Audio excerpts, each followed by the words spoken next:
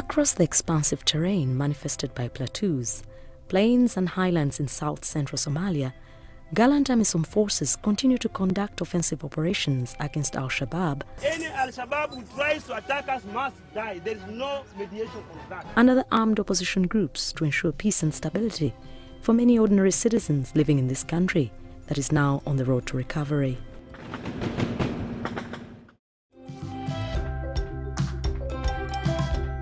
Deployed under Chapter 7 of the United Nations Charter, the men and women in boots from the African Union Mission in Somalia, AMISOM, continue to play a critical role in the efforts towards lasting peace and stability.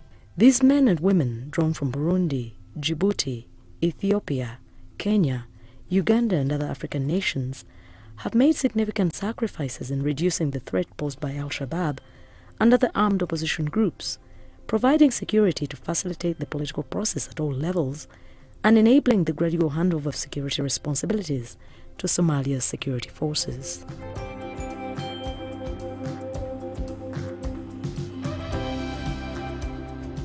And here, like other missions, women are taking on an important role in this effort.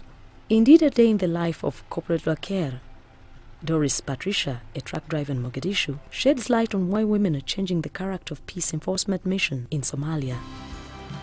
Corporal Laker is a tough truck driver and one of the few in the Uganda People's Defense Forces Battle Group 18 serving in Mogadishu. We carry container, military equipment like guns, like bullets and bombs from the Amura to forward base Barawe, Baldamin, Marangwai and some other places. She's about to rotate out, but is very upset that the next truck driver to take her seat will be a man. I need to give someone whereby it's a female soldier, but unfortunately, no, I didn't have anyone who is a female. I'm going to give it to a man, which I feel so bad. The Ugandan contingent serving under various battle groups is based in the tense but thriving central district of Mogadishu in the Banadir region.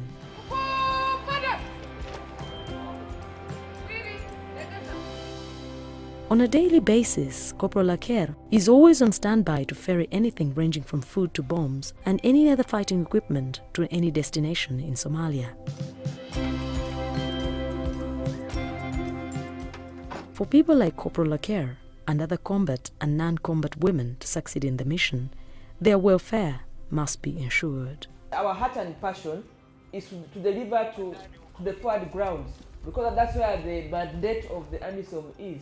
In operations, in the boys and girls in the boots. We want them to be accommodated, we want them to have sanitation, we want them to be facilitated, we want the real service, we want them to communicate. UN Security Council Resolution 1325 stresses the important role of women in the prevention and resolution of conflicts and in peace building.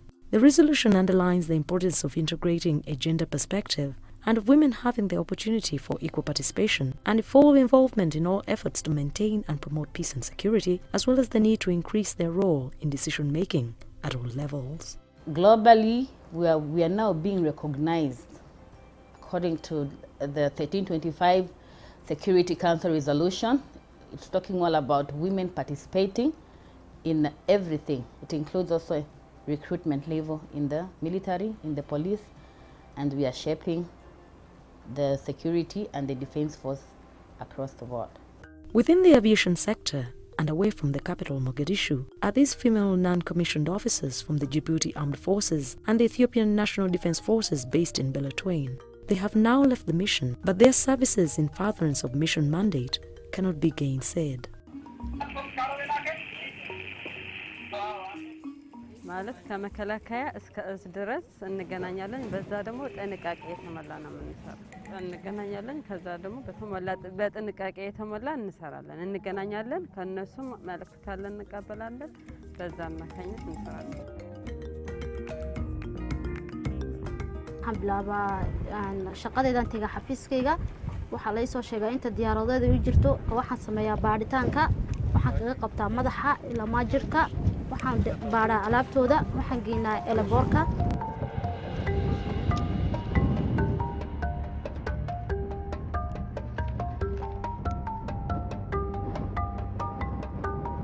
Aviation security at all the United Nations airfields is paramount to ensure the safety and security of all passengers and their cargo aboard any domestic or international flights. Besides the civilian officers and other security personnel at various stations, the military does a great job in searching passengers, screening items, and ensuring the safety of vehicles getting close to specific spots.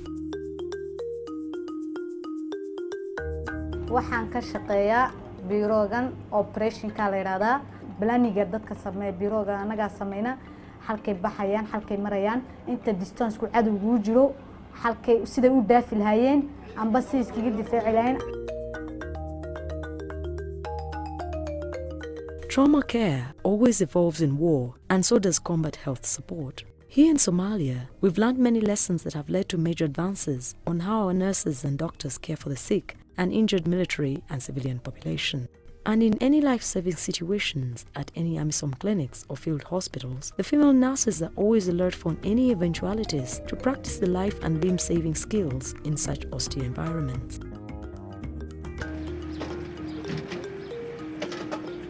The nurse in charge of Beschrijvin Level 2 Hospital explains her roles. እኔ በመስራቴ ያው እዚህ ጋር የምናገለግለው ሳፖርት ስታፍ ነው ድጋፍ ሰጪ ነን ድጋፍ ስንሰጥ ደግሞ ያው ቆስሎ ይመጣል ታሞ ይመጣል ቲም ይጎድላል ቲሙ ሲጎድል ደግሞ የግድ ቲሙ መምላት ይተበቅብናል በአግባቡ ሰርቪስን ሰጥተን ከማህበረሰቡ ወይም ከቤተሰቦቹ ተለይቶ ነው እዚህ ጋር ሌላ ሚሽን ውስጥ ያለው ያንን እንደ እናት እንደ አባት እንደ እህት እንደ ወንድም ሆነን እሱን ሪሳስቴት አርገን አከመነው ቲም ስንሞላ ለሶማሊያ ህዝብ ትልቅ ትርጉም ስላለው ሳቲስፋክሽን ይኖረናል ማለት ነው። Corporal Hawa Abdillahi Abdi from Djibouti is also a nurse at Beschrijvin Health Facility, ready to care for any patient that comes through the hospital entrance, just like the nurse in charge of the AMISOM Level 2 Hospital in Mogadishu. I'm Warrant Officer Class 2 Abe Alice, nursing officer in charge surgical ward. In Level 2 hospital, we get related battle injury wound, especially if there is attack in any other part of the place. With the condition which we get in this ward, we have gunshot wound, bomb blasts, IEDs, and then we get surgical condition like an hernia, VVF, like we got in the next ward, that is the vasculovaginal fistula. Then we get, in fact, the majority of cases are hernia. The treatment is free of charge since the AMISOM is here to save life in Mogadishu.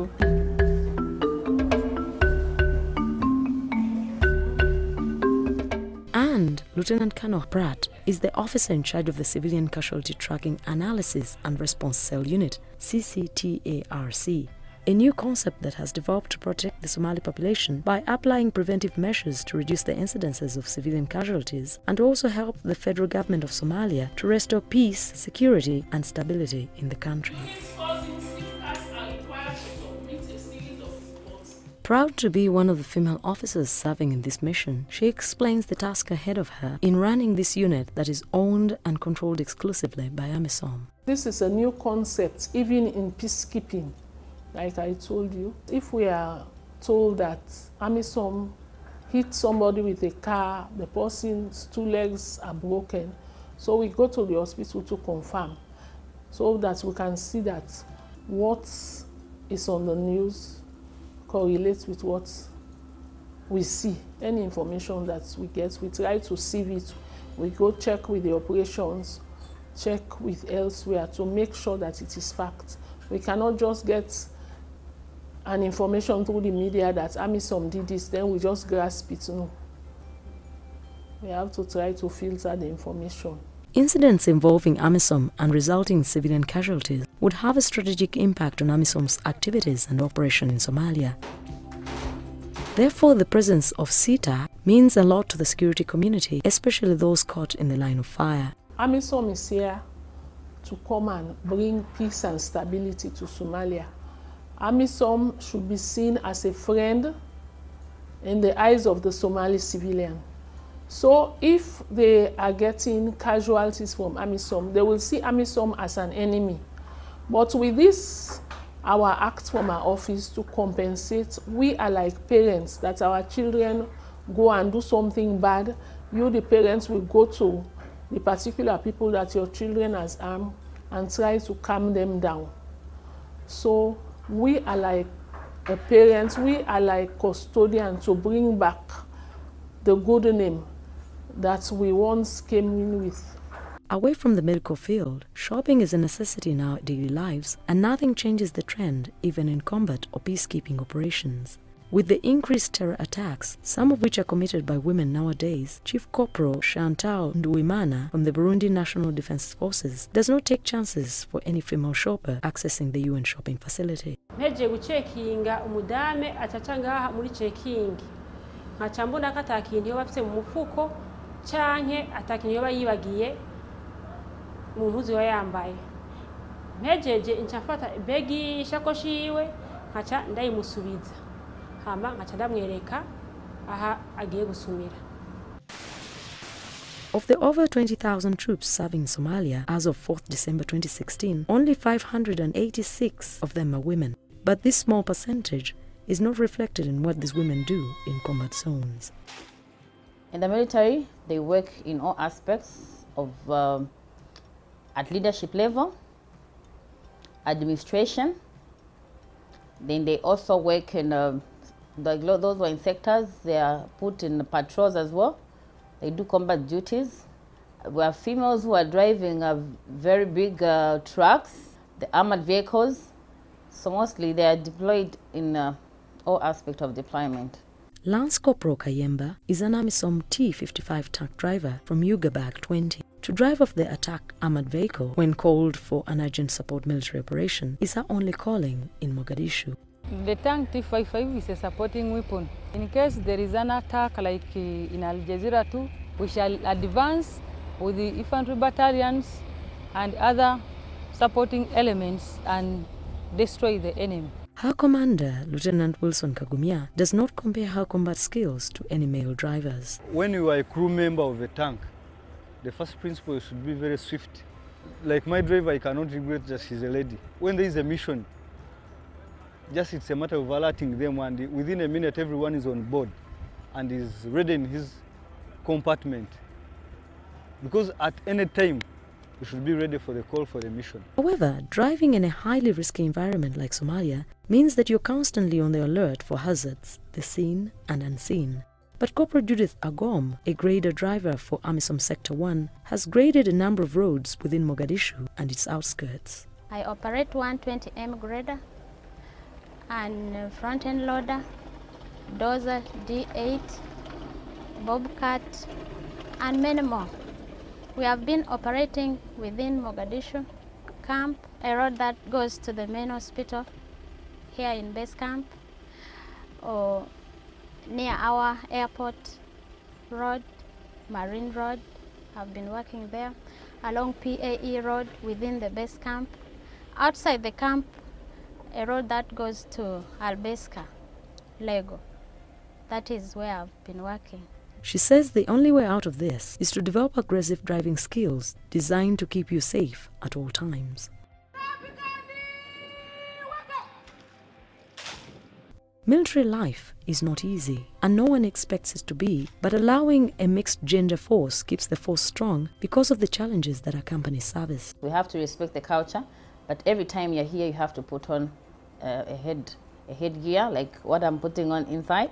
Somalia, we have challenges of language. When I was in Sudan, you find that you can do a lot of outreach programs, a lot of outreach sensitization. Much as you want to do work and to do work for Somalia, the nature of the threat will deter you from achieving your goal. And as such, the pride instilled within is so hard-won and held in such high regard. Therefore, women join the military for the same reasons as men, but often stay or go depending on the impact on their families and lifestyles. But what really inspired these women to join the military and do what they love most in combat and conflict zones? I'm very happy because I'm a woman who can drive a tank. You know, when you just use eyes to look at this thing, you feel it is very dangerous. Fortunately for me, I am the first woman from the military of Sierra Leone to come to a mission like AMISOM, which is a bit complex because it is not a peace mission, but it is a peace enforcement mission. I saw one day a woman on TV when she was operating a grader, but a different type from this one. So I got interested in. I said, if she can do, then why not me? There is no good work like soldering. I'm a public health officer. I was very amazed sometimes when I go in a military hospital, the way they used to give excellent care. And also, because very few women join the military, I wanted to challenge that what men can do, I can do it. Globally, as military women continue to forge their place in history and the combat realms, the imperative for any leadership and command is to foster an inclusive environment for them at all times. They say when you educate a woman, you educate a nation. And if we have more women deployed or join the military, there is at least security, assurance, especially in conflict areas. When women see that they are fellow women who are part of the military, they feel safe. And I'll talk about Somalia. Probably if you're doing a joint patrol, a woman will be more free to talk to a fellow woman and to open up. Women have been serving, dying and getting decorated for their heroism under fire the entire length of any conflict, just like men. They have driven convoys while dodging enemy fire, flown air assets, ministered as medics and commanded battalions. African Union is committed to ensuring full and effective participation and representation of women in peace processes, including conflict prevention and resolution, peace building, peacekeeping, rehabilitation and reconstruction efforts.